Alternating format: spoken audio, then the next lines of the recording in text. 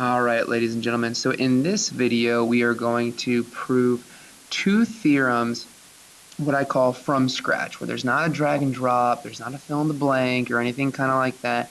We're just going to go ahead and completely do this from scratch. So the real goal of this video is to be able to prove any theorem really or any situation regarding segments. Now, let's dive into our very first one. Remember, all proofs start with what's given.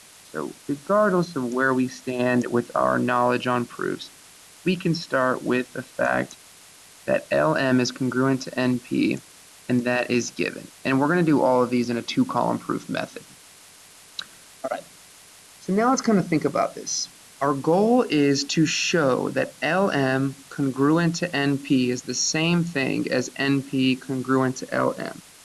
So we got to kind of get there at some point. Now, it may be tempting to be like, well, Mr. McGuckin, I know that when you flip them over, that is true. They're the same thing. I can say that LM is congruent to NP and NP is congruent to LM. That's one of the things you've told us. Well, it is one of the things that we've talked about. It specifically is the symmetric property of segment congruence. So we need to be careful. We cannot use the same theorem we are proving in its own proof. Does that make sense?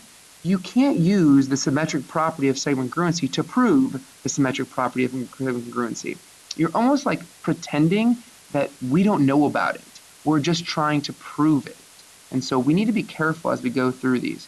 So we need to get to a point to where we can physically show that that theorem is true. Well, let's think about what it physically tells us in this first line. The fact that LM is congruent to NP physically means that the length of LM is equal to the length of NP. That is what congruency is all about. So definition, congruent segments. Definition of congruent segments. All right, but we're getting somewhere. We're close, but we're not there yet. We need to somehow get NP to the left. Well, we just went over this. We just talked about how NP can equal LM.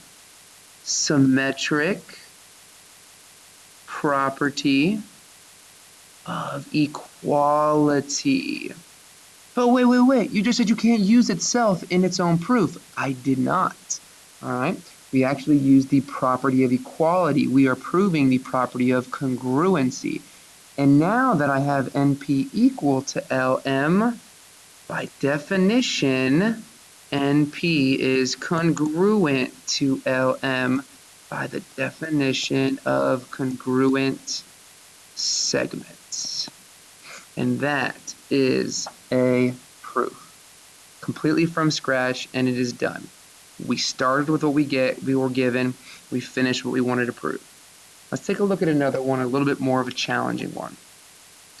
So we want to prove this following property. The property says that if you know that M is the midpoint of AB, prove that AB is 2 times AM and AM is 1/2 of AB.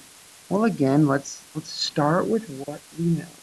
We know right now that M is the midpoint of AB. And you will see I abbreviate a lot as we go through here. So that is given to us.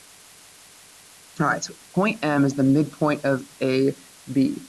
Well, let's think about it. M being the midpoint, well, that means that AM and MB are congruent to one another. So let's use that. Let's use that to our advantage because our proof wants to involve AB and AM. So we need to incorporate them into the proof. And so let's take a look here.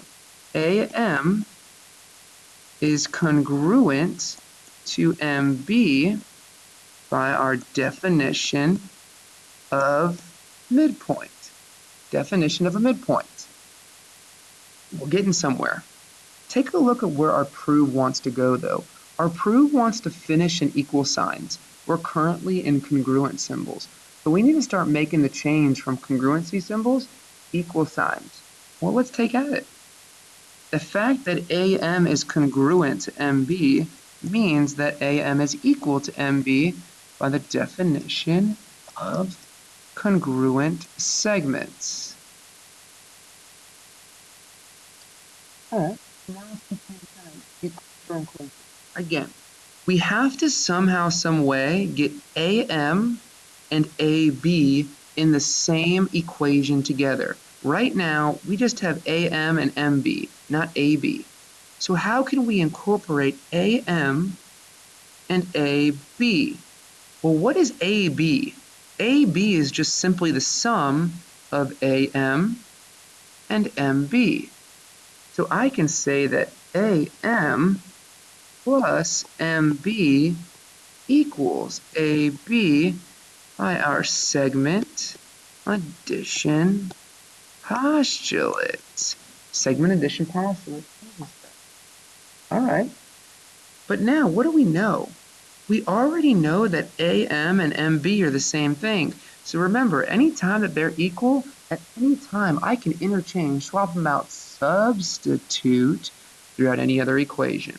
So I can say that AM plus AM equals AB as well, because I substituted MB for AM. Substitution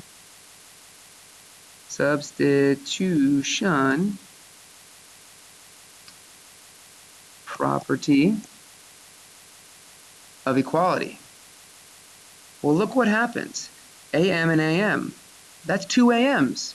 So 2AM equals AB, and that's just kind of more or less simplify.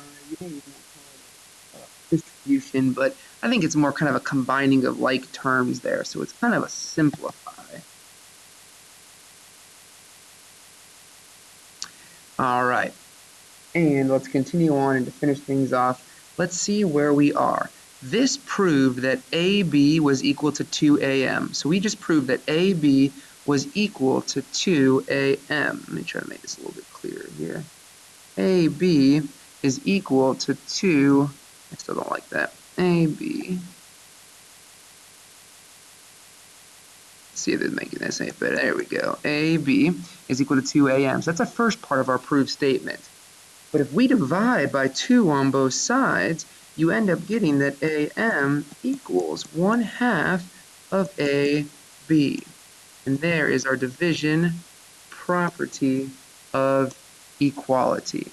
And so now we have shown the first goal of the proof, the second goal of the proof. That is a closed proof.